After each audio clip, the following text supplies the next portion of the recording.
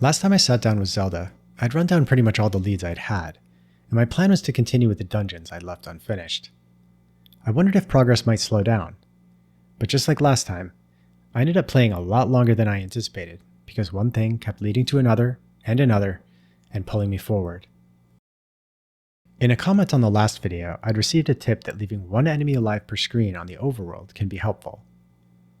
Trying this, it seemed like the benefit here was preventing all enemies from respawning as I traversed back and forth across areas. This certainly streamlines exploration, which should come in handy, but can also limit resources if trying to farm. As it turned out, I wouldn't get to apply this trick much right away, as I spent almost all my time diving into dungeons. To start off, I headed back to level 4, with my recently acquired upgrades in hand. I'd run out of bombs last time to take on the mini-boss, but was now fully stocked from wandering. As I entered, I took a moment to reflect on all that had changed. I had the blue ring now, halving my damage taken. I also had 7 hearts, a sword upgrade, and a shield upgrade. I was definitely feeling stronger. Running back to the mini-boss, I bombed the plant into oblivion and continued into the next room, only to find my path blocked again by a locked door I didn't have the key for. There was a new lead given by the old man here. He said, "Walk behind the waterfall." Having already tracked down the waterfall to seek out the second sword, this clue was pretty clear. Lacking other options, I headed straight out of the dungeon and back to the mountains. Using the ladder, I was able to walk right into the waterfall and found a cave with another woman who wanted payment for information. Once again, I tried all the options here, wasting plenty of money. In this case, it was the highest cost option for 20 rubies that provided new info. She said, "Go up the mountain ahead." Given the waterfall is one screen east of the mountain maze, I thought for sure this must be a reference, just like back in the Burnt Forest maze, to a secret path leading somewhere new. Entering the maze, I moved north twice, but nothing happened. I kept going, and after 3 or 4 screens, the secret activated with a familiar tune. I entered the structure that appeared and found myself at level 5. In need of keys and with nowhere else to go, in I went. In the first couple of rooms, it was clear the new enemies here were already tanking my upgraded sword damage pretty well. I still made progress and quickly collected a number of keys. I pushed further, using keys carefully, keeping in mind that I should save at least one to head back to level 4 and complete it.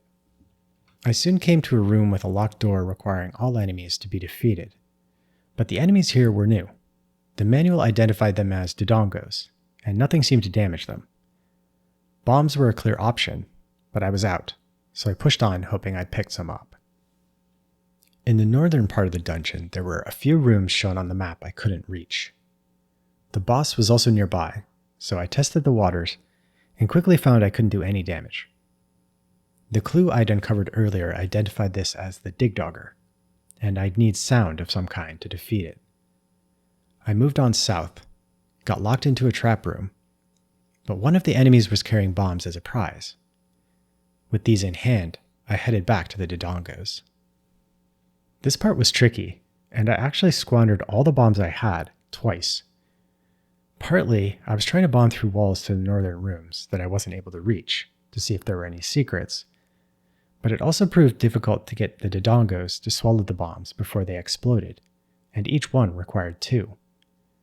I had to go farm bombs a couple more times, but finally finished these things off and got into the western part of the dungeon. Here there was a familiar staircase I expected to lead to the item room, but this dungeon was proving more structurally complex than any so far. The staircase didn't take me to the item room. It took me to those northern rooms I'd been trying to reach. Here, I had just enough keys to open a couple more doors and keep one in hand for level 4. As expected, the main reward here was the dungeon item, a whistle, which was likely to help me take on the boss. I also found another NPC who wanted 100 rubies to expand my bomb capacity. Unfortunately, I was 3 rubies short, so I'd have to return. While trying to exit this part of the dungeon, I found I couldn't get out until I bombed through the eastern wall of a dead-end room, opening an alternate path back to the Dodongos. Despite the tanky enemies, I made it through this dungeon fairly easily and was feeling good. The boss added to this by going down quickly now that I had the key item. I entered its room, blew the whistle, and started swinging after it shrunk in size and clearly became vulnerable. It took just a few hits. Outside of the dungeon, I gave the whistle a try and noticed it summoned a little tornado that moved across the screen. This reminded me of the warp whistles from Super Mario 3 or something like that, so I blew the whistle again, didn't move, and let the tornado pass over me. This carried me away to one of the other dungeons. I repeated this a few times and realized it was taking me to another random dungeon that I had completed. This seemed like another handy form of travel, if nothing else. Presumably by design, fully exploring level 5 had left me multiple extra keys, despite unlocking all the doors. This was just what I needed for level 4. I also had just enough rubies again at this point to be able to buy the bomb upgrade, so I headed back to do that through the shortcut I'd opened. After how smoothly level 5 went, the level 4 boss here was no joke. A two-headed dragon shooting fireballs that I couldn't block, even with the magic shield. Backing off, I could move side to side to dodge things easily enough, but getting closer was dangerous. The boomerang, bow, and bombs were all ineffective. With my health whittling down, I just dove in to try to get in range and see if I could burst it down. The moving heads were tricky to hit, but after a few stabs, the first one went down, and then came flying after me. The flying head seemed invulnerable, and made it even harder to purposefully avoid damage. So I just went for the second head as fast as I could. Surviving with just a sliver of health and not feeling very elegant, I had managed to take it out through brute force, thanks to the 8 heart containers I now had. With levels 4 and 5 knocked out, there was still more to do. Level 6, which I'd found north of the graveyard some time ago, was an obvious next goal. I had 9 heart containers now. Could I pick up the final sword upgrade in the graveyard? Where is level 2? I somehow still hadn't found it, or answered the riddle about the secret in the tree at the dead end. There seemed to be a number of such trees, but I hadn't found a secret in any of them. And what was this mountain area with 5 trees and rock arrows pointing toward the center? Pretty conspicuous, but nothing revealed itself. I have no leads on level 7, the only other dungeon that remains a mystery. I headed for level 6 after healing up via the shortcut cave, as the clearest opportunity to make substantial progress. There would be an item there, and if I could complete it, another heart container. Despite my optimism, the horrors that stood ahead soon became apparent. This dungeon was substantially harder than anything in the game so far, so much so that I more than doubled the number of deaths I'd had in the whole game over the next hour or two. The main new challenge here was primarily one particular enemy type. I started off calling them ghosts, but the manual identified them as Wizrobes, an all too familiar name from some other Zelda games. The orange or red variety of these enemies weren't too bad. They did a full 2 hearts of damage if they landed their magic shot, but these were fairly easy to avoid, especially with the magic shield, and their movement was easy enough to react to. Sometimes, taking out one of them would kill all of them on a screen, but this seemed random, and I wasn't able to exploit it. The blue variety of these things were a different story altogether, especially with how many enemies many screens had along with them. These things took numerous hits to kill, teleported around the room much more quickly, often right on top of you, shot fast magic attacks multiple times in a row while walking you down, and generally seemed to fly right in your face if you started beating on other enemies nearby. If you happened to get surrounded or got a bad spawn pattern when entering a room, it essentially seemed impossible to avoid damage.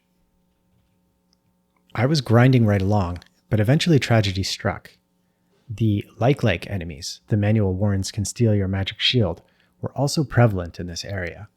I was being very careful to avoid these, stunning them with the boomerang, but things finally went wrong, and a blue Wizrobe knocked me back and into a like, permanently destroying my shield. This felt like a high cost, and is the one permanent form of damage I've seen so far in the game, in that it costs you resources to recover. Not wanting to feel this again, and thinking that I might be able to avoid the Wizrobes, now that I knew how they behaved, I just pushed on. This certainly added to my tally of deaths, but I did make progress. I found that some rooms of enemies did not respawn, including the room where I'd lost my shield. This one requires all enemies to be killed to push a block and open the exit, but until I exited the dungeon, this remained cleared once I'd done it once. Of course, if I died, I had only 3 hearts to work with, unless I left to heal. There were also some rooms that did respawn enemies every time, and these came to be farming rooms, where I hoped to pick up some rubies and hearts if I was lucky, to give me a bit of a better chance at survival, or to afford that next shield or potion. I made it far enough that I found the dragon mini-boss, like the boss from level 4, except with 3 heads this time. Juking side to side, the first head wasn't too bad, but with 1 and then 2 detached heads floating around, I just raced for the kill again, and just like before, I barely got it. I wondered if this enemy would respawn after leaving the dungeon, but fortunately, I found that it did not. The room east of here revealed the map when all enemies had been killed, but still no sign of the item, whatever it was.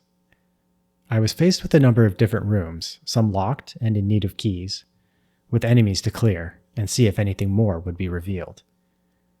This was pretty deep into the dungeon, so a long walk from the entrance, and without much health, I was dying in 1 or 2 hits in these enemy-dense rooms. I decided it was time for a break, to head back outside, pick up a red potion, and return to see if I could reach these rooms with more health to spare. I also thought that final sword upgrade back in the graveyard would help if I could grab it. 9 hearts wasn't enough, unfortunately, but the trip back outside would turn out to be a much more productive journey than I anticipated, and a good story to start off with next time. I'll be back with more Zelda as soon as I can.